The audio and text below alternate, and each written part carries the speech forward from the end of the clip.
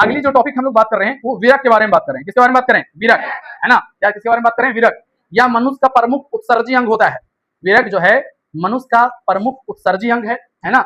हिंदी में इसे विरक कहते हैं, उर्दू में इसको गुर्दा कहा जाता है, अंग्रेजी में इसे क्या कहा जाता है ना, किडनी कहते हैं, और लेटिन में इसको रेनल कहा जाता है। क्या कहा जाता है? रेनल, है ना। बताइए हिंदी में क्या कहते हैं? विरक। हिंदी में क्या कहते हैं? उर्दू में क्या कहते हैं? गुर्दा। उर्दू में क्या कहते हैं? इंग्लिश में क्या कहते हैं? किडनी। और लेटिन में क्या कहा जाता है? रेनल कहा जाता है। क्या कहा जाता है? रेनल, है ना। याद रखना विरक एक मनुष्य का प्रमुख उत्सर्जी अंग माना जाता है। इसको हिंदी में विरक कहते हैं, उर्दू में गुर्दा कहते हैं, इंग्लिश में किडनी कहते हैं, लेटिन में रेनल कहा जाता है। क्या कहा जाता है? रेनल कहा जाता है। विरक के अध्ययन को नेफ्रोलॉजी कहते हैं, है ना। विरक के अध्ययन को क्या कहा जाता है? नेफ्रोलॉजी कहा जाता है। विरक के अध्ययन को क्या कहा जाता है? विरक के अध्ययन करने वाले को क्या कहेंगे हम लोग? नेफ्रोलॉजिस्ट। क्या कहेंगे? नेफ्रोलॉजिस्ट, है ना। विरक के स्पेशलिस्ट को नेफ्रोलॉजिस्ट कहा जाता है, जो विरक के बारे में एकदम खास तौर से अध्ययन करेगा, है ना। जैसे बोलते हैं ना किडनी के डॉक्टर के पास जाइएगा तो किडनी का वो डॉक्टर है, मतलब वो स्पेशल है। स्पेशल किसका डॉक्टर है? जो डॉक्टर स्पेशल किडनी का, उसको बोलेंगे न्यूरोलॉजिस्ट। क्या कहेंगे? न्यूरोलॉजिस्ट। क्या कहेंगे? न्यूरोलॉजिस्ट। समझ में आ रहा है कि नहीं आ रहा है ना। तो विरक के स्पेशलिस्ट को न्यूरोलॉजिस्ट कहा जाता है। क्या कहा जाता है? न्यूरोलॉजिस्ट कहा जाता है। विरक के अध्ययन को क्या कहते हैं? न्यूरोलॉजी। विरक के अध्ययन को क्या कहते हैं? न्यूरोलॉजी, है ना। विरक के स्पेशलिस्ट को क्या कहा जाता है? न्यूरोलॉजी, है ना। न्यूरोलॉजिस्ट कहा जाता है। क्या कहा जाता है? नेफ्रोलॉजी कहा जाता है। सॉरी हम कुछ ये बोल रहे थे, है ना। उसके अध्ययन के बाद ये बता रहे थे, है ना। सॉरी, ध्यान से देखेंगे। विरक के अध्ययन को क्या कहते हैं? नेफ्रोलॉजी। विरक के अध्ययन को, और विरक के स्पेशलिस्ट को नेफ्रोलॉजिस्ट कहते हैं। क्या कहते हैं? नेफ्रोलॉजिस्ट कहते हैं। इसका आकार सेम के बीज के बराबर होता है ना। इसका आकार सेम के बीज या रजमे के समान होता है। पूछा जाएगा विरक का आकार कैसा होता है? तो विरक का आकार जो है सेम के बीज की तरह। कैसा? सेम का बीज देखा आप लोग? नहीं देखे हैं? सेम का बीज नहीं देखे तुम लोग? क्या इतना गांव मोहल्ले में तो, गांव में तो आसानी है सब मिलने की, कोई दिक्कत तो बात है नहीं, है ना। इसका आकार कैसा होता है? सेम के बीज के बराबर या राजमे के बराबर या राजमे के समान होता है ना। राजमे के समान होता है। मानव में विरक की संख्या कितनी होती है? 2। मानव में विरक की संख्या कितनी होती है? यानी कितना जोड़ी? 1 जोड़ी। यानी कितना जोड़ी? 1 जोड़ी। ठीक है। इसका भार जो है ना, इसका भार जो है लगभग 140 से 150 ग्राम होता है। 140 से 150 ग्राम। इसका भार लगभग 140 ग्राम से 150 ग्राम, 140 ग्राम से 150 ग्राम होता है। समझ में आ रहा है कि नहीं आ रहा है? इसका भार लगभग 140 ग्राम से 150 ग्राम होता है। समझ में आ रहा है कि नहीं आ रहा है? तो दिक्कत। चलिए आगे। विरक की रचनात्मक और क्रियात्मक इकाई को नेफ्रॉन कहा जाता है। विरक की रचनात्मक और क्रियात्मक इकाई को क्या कहते हैं? नेफ्रॉन। क्या कहते हैं? विरक की रचनात्मक और क्रियात्मक इकाई को क्या कहते हैं? नेफ्रॉन कहते हैं। क्या कहते हैं? नेफ्रॉन। विरक करीब 10 सेंटीमीटर लंबा, 5 से 6 सेंटीमीटर चौड़ा, 2.5 सेंटीमीटर से 4 सेंटीमीटर मोटा, है ना। पूछा जाएगा विरक की लंबाई कितनी होती है? 10 सेंटीमीटर। विरक की लंबाई कितनी होती है? चौड़ाई कितनी होती है? 5 से 6 सेंटीमीटर। 5 से 6 सेंटीमीटर, है ना। मोटा कितना होता है? 2.5 से 4 सेंटीमीटर, है ना। इसका काम क्या है? ये रक्त को छानता है। रक्त को छानता है। ये विरक जो है रक्त को छानने का काम करता है। रक्त को छानने का मतलब ये हुआ कि हम उसमें बता रहे हैं उसके बारे में, ठीक है। और ये काम किसका काम करता है? रक्त को छानने का काम करता है, ठीक है। इसका कार्य, सबसे स्पेशल काम इसका ये होता है, रक्त का जो, ये विरक का जो काम होता है, इसका कार्य पेशाब का निर्माण करना। किसका निर्माण करना? पेशाब का निर्माण करना। हमारे शरीर में अम्लीय और क्षारीय, है ना, अम्ल और क्षार की मात्रा को संतुलित बनाए रखता है। याद रखना है, हमारे शरीर में जो अम्ल है, हमारे शरीर में अम्ल और क्षार की मात्रा को संतुलित बनाए रखने का काम जो करता है वो कौन करता है? विरक करता है। कौन करता है? विरक करता है। पूछा जाएगा विरक का क्या कर रहा है? विरक का, है ना, खास काम है कि ये पेशाब का निर्माण करता है। दूसरा, अम्ल और क्षार की मात्रा को क्या करता है? संतुलित करता है। अम्ल और क्षार की मात्रा को क्या बनाए रखता है? संतुलित करके रखता है ना। इसलिए यह जहर की मात्रा को निष्क्रिय कर देता है ना। देखिए हमने आपको बताया था कि जहर जब खाएंगे आप या फिर आप शराब पिएंगे तो सबसे पहले इफेक्ट कौन होगा? कौन होगा? सबसे पहले जो इफेक्ट होता है वो कौन होता है? लीवर। कौन होता है ना। उसके बाद फिर कौन होता है? किडनी होती है। उसके बाद कौन होती है? क्यों? देखो किडनी के पास जहर को निष्क्रिय करने की क्षमता होती है। समझ में आ रहा है ना। किडनी के पास, है ना, जहर को निष्क्रिय करने के मतलब जहर को तोड़ करने की, जहर खाएं, जहर मतलब फैलेगा नहीं, तो किडनी के पास ये क्षमता होती है ना। जहर या जहर की मात्रा को निष्क्रिय कर देता है। जहर की मात्रा को क्या कर देता है? निष्क्रिय कर देता है ना। याद रखना है, ठीक है। पूरी बात बता रहे हैं। अब इसके आकार को देखेंगे आप, ठीक है, ध्यान से। इसका बाहरी भाग कोर्टेक्स कहलाता है। बाहरी भाग क्या कहलाता है? कोर्टेक्स। बाहरी भाग को क्या कहते हैं? कोर्टेक्स कहते हैं, है ना। भीतरी भाग जो होता है मेडुला कहलाता है। भीतरी भाग क्या कहलाता है? मेडुला। और प्रवेश द्वार जो होता है रेनल हाइलम कहलाता है। क्या कहलाता है? Renal hilum. बताइए विरक के, है ना, विरक है ना, इसको क्या कहते हैं हम लोग? बाहरी भाग को क्या कहते हैं? कोर्टेक्स। क्या कहते हैं? कोर्टेक्स। विरक के बाहरी भाग को क्या कहते हैं? कोर्टेक्स। भीतरी भाग को क्या कहते हैं? मेडुला। क्या कहते हैं? मेडुला। और ये प्रवेश द्वार को क्या कहा जाता है? Renal hilum. Renal hilum, renal hilum कहा जाता है। समझ में आ रहा है कि नहीं आ रहा है ना। विरक जो है एक खास प्रकार की झिल्ली से घिरा होता है, तो झिल्ली का नाम है पेरिटोनियम झिल्ली। क्या नाम है? पेरिटोनियम, है ना। विरक जो है एक झिल्ली से घिरा होता है, उसका नाम क्या है? पेरिटोनियम। क्या नाम है? पेरिटोनियम। पूछा जाएगा विरक किस प्रकार की झिल्ली से घिरा होता है? पेरिटोनियम नामक झिल्ली से। किस झिल्ली से घिरा होता है? पेरिटोनियम नामक झिल्ली से घिरा होता है। किस झिल्ली से घिरा होता है? पेरिटोनियम नामक झिल्ली से घिरा होता है। ठीक है ना। इसके बाहरी भाग को क्या कहते हैं? कोर्टेक्स। इसके बाहरी भाग को क्या कहते हैं? भीतरी भाग को क्या कहते हैं? मेडुला।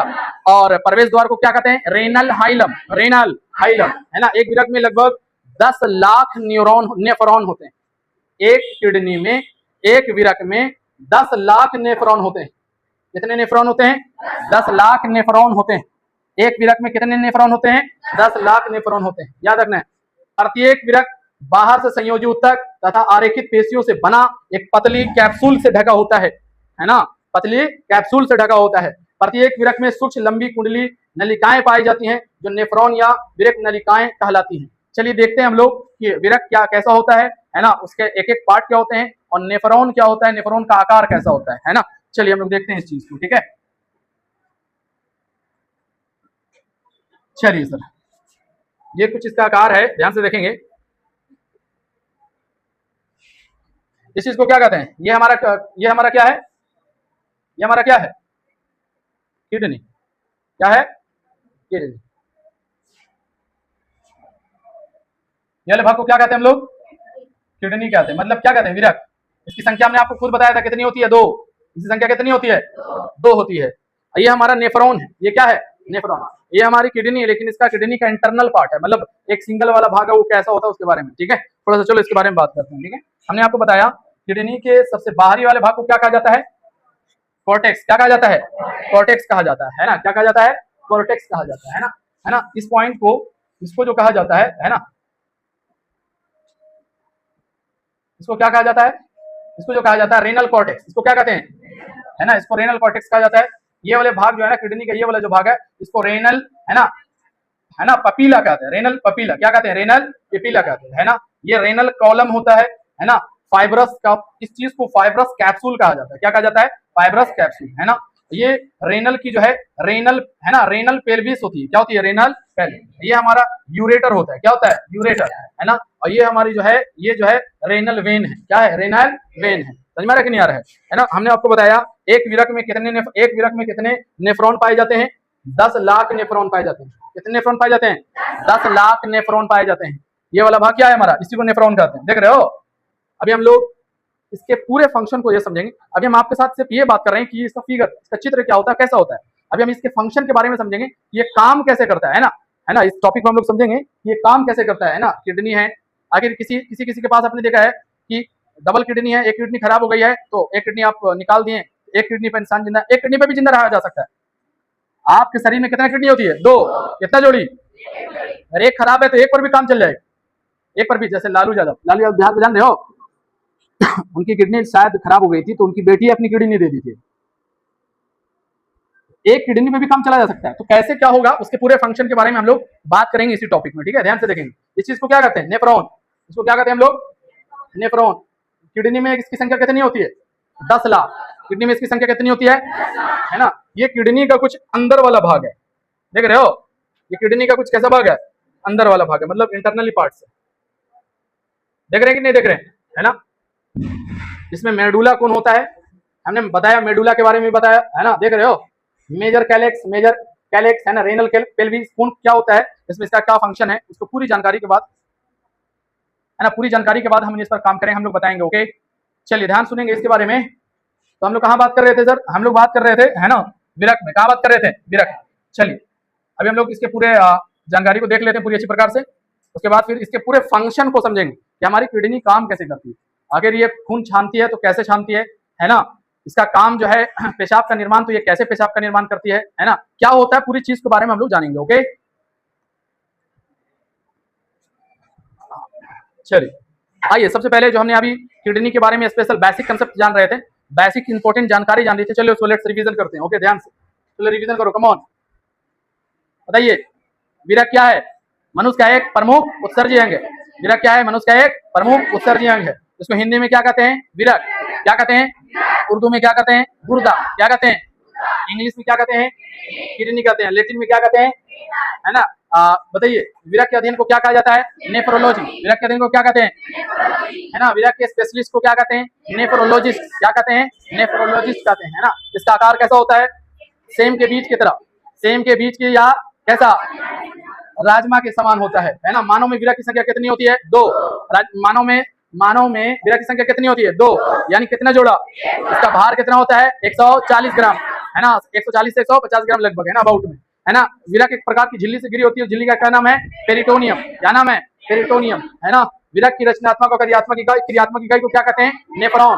क्या कहते हैं? नेफ्रॉन। विरक की रचनात्मक और क्रियात्मक इकाई को क्या कहा जाता है? नेफ्रॉन कहा जाता है ना। ये करीब 10 सेंटीमीटर लंबी होती है। विरक कितनी सेंटीमीटर लंबी होती है? 10 सेंटीमीटर लंबी। कितनी सेंटीमीटर लंबी? 10 सेंटीमीटर लंबी, लगभग 5 से 6 सेंटीमीटर चौड़ी, 5 से 6 सेंटीमीटर चौड़ा, ठीक है।